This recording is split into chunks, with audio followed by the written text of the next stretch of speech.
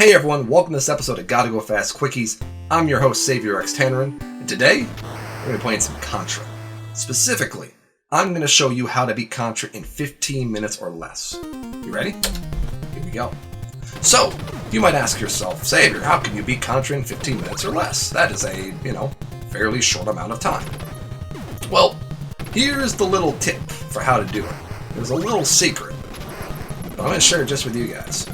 Only with you guys here. So, please keep it to yourself. I don't want everyone else knowing this. How do you beat Contra in 15 minutes or less? Well, it's quite simple. Don't die. Seriously. Don't die. That's the easiest way to do this without beating it in 15 minutes or less. Now, why is that actually interesting, though? Because you might say to yourself, well, that's really stupid. That seems like that would be for every game, right? And that is the case. Every game should try to be beaten without dying as much as possible, because dying loses time, like in most games. And that's the case in Contra. We don't lose a whole lot of time. What you really lose is the ability to do that. Beat a boss in like 3 seconds. Why? Well, so you want to pick up the best weapons in the game. I'll tell you the best weapon combination, Spray and Rapid. It's just too good not to hold on to, like literally. It's just such a powerful combination. But why does dying correlate with that? Well, the way the weapons work in this game is when you die, you lose your currently equipped weapon. So, therefore, you're not going to be able to do as much damage as you normally would. And if you can't do as much damage, well, stages are going to take longer to get through. So when you die, you kind of get hit with this double penalty, if you will. You have the small penalty of the fact that you died, so you lose a couple seconds. But you have the bigger penalty, which is you lose the weapon you had, meaning you can't kill things as quickly. Show you a little tip here. When you get to the final section, kill that right turret, stand between the left and the middle turret, and then just fire. Because nothing can hit you, just the way like the AI is programmed. It's great. Alright, so now we're on this boss section. So here, what we're basically just trying to do is just unload as much as possible into this enemy, while not getting hit by like the turrets and such, obviously. And that's how you do it. Just kind of position yourself in the center, bounce around, try to avoid the turrets, and shoot at the little bubbles, and you'll be pretty good there, which is good. So, waterfall stage. The stage is kind of a little frustrating, but like, I don't know, I feel like I've gotten it down decently pat, but I could definitely do this stage a lot faster. One of the issues I run into is trying to figure out like the best pattern to avoid getting hit by like turrets and stuff like that, unfortunately. That's just the nature of the beast a little bit here. And you'll see what I mean. There's a barrier you can pick up right here, which makes your life significantly easier, because now you can basically do this platforming stuff without having to worry about getting hit. That's going to actually suck my time a little bit. Dang. I probably lost a couple seconds there at least because of that drop. And I'm going to lose the barrier probably about now. Oh, yep, and speak of the devil. Alright, so I have to do this a little more carefully now. Not super much carefully, though. Now that I'm at this point already. But the barrier is kind of nice. You can just kind of easily jump platform challenges, not have to worry about like the fact of a stray bullet's going to hit you or whatnot. But people who are really good can maximize that time to dodge those bullets without having to worry about the barrier, honestly. So, if you can do that really well, that'll be a thing that'll save you some time on this. So this guy, take out the arms as quickly as possible. Positioning, getting yourself nice and close to the enemy is kind of key here. Because you see, a lot of these bosses, you're going to see me do this, jump trick. The reason I'm trying to do the jump trick is the closer I am to an enemy, the sooner my bullets will collide with them. Thus, the sooner I'm allowed to fire again, thus doing more bullets faster and doing more damage. So, doing that kind of jump trick or just getting really close to an enemy, super key. So now the fact we're at a base again, let's actually just talk about some, general base tactics here. Positioning. Really, really key. So certain areas where you stand, you have a less likely chance of being able to get shot by things. So if you can put yourself in a good way where you're getting shot less, you can then just focus on, shooting the jewels, and therefore you'll get through faster. So like here, I want to try to stay in the center as much as I possibly can, just because it puts me in a little better position to move and migrate, and still focus on those enemies as much as possible. Here, you can duck And you cannot get hit by anything when you're ducking. The only thing that can hit you while you're ducking are those little, like, roller pin things and the lob grenades that some enemies will throw. But in a lot of ways, usually you don't have to worry about that stuff quite as much on certain areas, which is kind of nice. Other little tactic. There's a little random trick that can happen sometimes where depending on where your bullets fire, you can sometimes fire them faster. So like you see me right now, I'm firing really, really fast.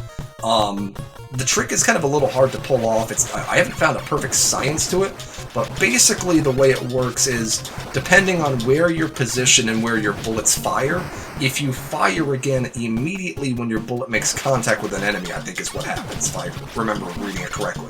You can then fire bullets again faster than you normally would because of that little trick. But you can only do it in the bases, specifically, so it's kind of a neat little trick that helps make things a little easier when you're, you know, dealing with enemies, which is kind of nice. I'll take this guy out because he kind of sucks to deal with. Okay, cool. Alright, now we have the bubbles. These guys are not fun. I hate the bubbles. Like, they are honestly one of the most frustrating bosses, I think, to deal with. Just because those things, having to dodge them is not a fun ordeal. There we go. Whew. That was actually a really good time. That was good. I'll take it. Alright. Snowfield. Hate the stage a little bit too. So two things we have to avoid in this stage. We have these bombs, and we have the turrets that finally start appearing now. These will appear in pretty much all the stages afterwards, except for like the final stage. So we really got to be careful about these turrets. Trick I have is fire a few bullets, and then jump in front of them. Like jump right over them. While you're in the air, you can kind of just like basically mash them a whole bunch with some bullets, and thus take them out kind of a little faster. Really make sure you avoid those cannons. They will make your life very sad if you get hit by them. Be careful here when you're jumping. You don't want to get hit by stray little bullets that get fired from below you or behind you or whatever. This guy! Watch this. That's how you beat him really fast. Like, just put yourself basically so that your gun, like, there's a certain area you can stand in distance-wise to the camera. Put yourself, like, right there, and then just, as soon as he stops moving, just unload into him. You will just wreck his stuff really fast. It's great. He doesn't even have a chance to fire at you, let alone do anything else. So. But yeah. Now we have a few more, like, bombs they're going to try to ask. We're nearing the end of the stage. We just got to take our time, be a little careful here. So you have some stray, like, enemies that are going to pop up here. There's one more cannon here. There we go. Cool. Alright, now we're pretty much at the end here. We have the, this guy that's going to drop little, like, disc things. I don't know what you want to call them or whatever.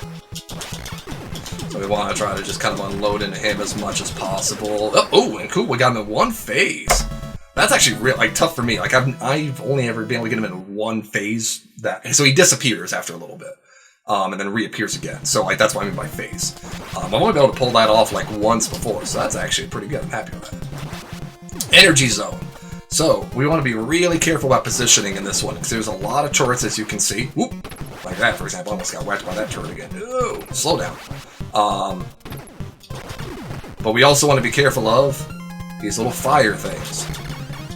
So, you know, putting ourselves in a good position to not get hit by fire is a good thing. Duck here. Jump, jump, jump. Whoop. Okay.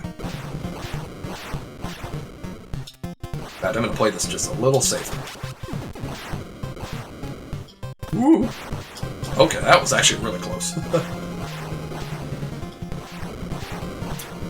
Yeah, I'm playing this a little safer, because this area can sometimes tend to be a little frustrating to deal with just because the fire loves to just say, hey, you're gonna die today. Alright. Careful with these turrets, they're gonna pop up randomly. So here you can drop down here.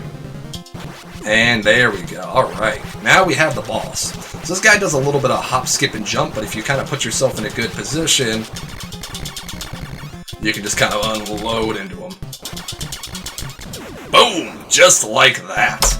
Bam! Ooh, look at that. 35 seconds off of my estimated time. Alright, that was a pretty good version. I buffer in some time for this one. Alright. Let's take our time here in this section. Alright. Since we're doing good, I want to kind of keep the flow going and not lose our S. So here we're going to have all these little, like, spike walls that are going to popping up. So sending sprays really good because you get yourself positioned really close. You can just wail into them really hard and just kind of, like, drop them really fast. This one too as well. So I'm going to do a little thing here. There is a barrier here that I'm going to grab to make my life a bit easier. Now, what's the key thing about the barrier is while you have the barrier, you don't take any damage. So, it takes a little bit of the strain off of us as we're trying to get through here to just ensure that, you know, we can basically just kill these guys really fast. Alright. Alright, cool. We made it up top to here. Just going to keep pumping through. A few more of those little walls are going to raise here. We're going to drop these.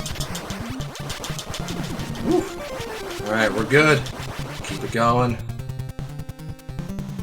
Barrier's gonna pop here. And dropped.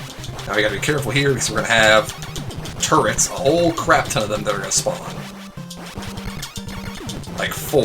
One more. Yep, there it is. Okay. Now, we just need to hit this little plus sign thing here. Just like that. Boom! Alright, that was good. Another 30 seconds off time, and we're at the final stage. This is actually probably going to be my PB. This is definitely a PB right here. Personal best, for those that don't know what that means. Yeah, this is a good time, I'll tell you that much. As long as we don't screw up or do something silly. Alright, same thing here. We need to avoid these little alien guys and just keep burning bullets into those alien faces. And then avoid these pits, because they can be a little annoying to deal with depending on how timing works out with them a little bit. We gotta make sure not to fall into pits. And there's an extra spray in case we lost one along the way, which is kind of nice. Alright, keep moving. We gotta avoid these little white dust things because they will kill us and we will have a bad time with that. Whew. And now we have the little alien guys coming at us. And now we unload into the brain. Oh, dang it! Oh, it's fine, it's fine. We're so close. We're so close. I don't care. And time. Wait. Boom! Woo! 12 minutes and 25 seconds. That is a pretty dang good time. I'm feeling that. Woo! That actually is my personal best right time. That was a really good run. I've never been able to make it all the way to the last stage without dying at least once. So, like, we maintained that spread and rapid fire all the way through. That was... Woo! That was a really good run. Oh.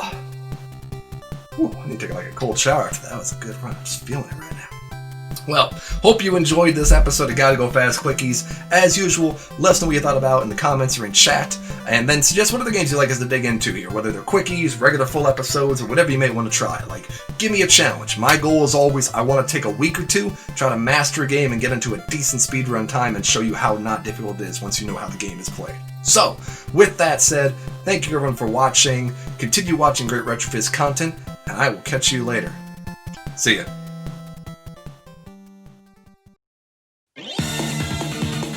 Thanks for watching this episode of Gotta Go Fast. Let us know what you thought about it. Got a game you'd like to see us try, or want to share out your own speedruns? Tweet at RetroFizzTV and use the hashtag GottaGoFast. Also, don't forget to follow us on Mixer, YouTube, and Twitter to stay up to date on all the latest info for Gotta Go Fast and RetroFizz.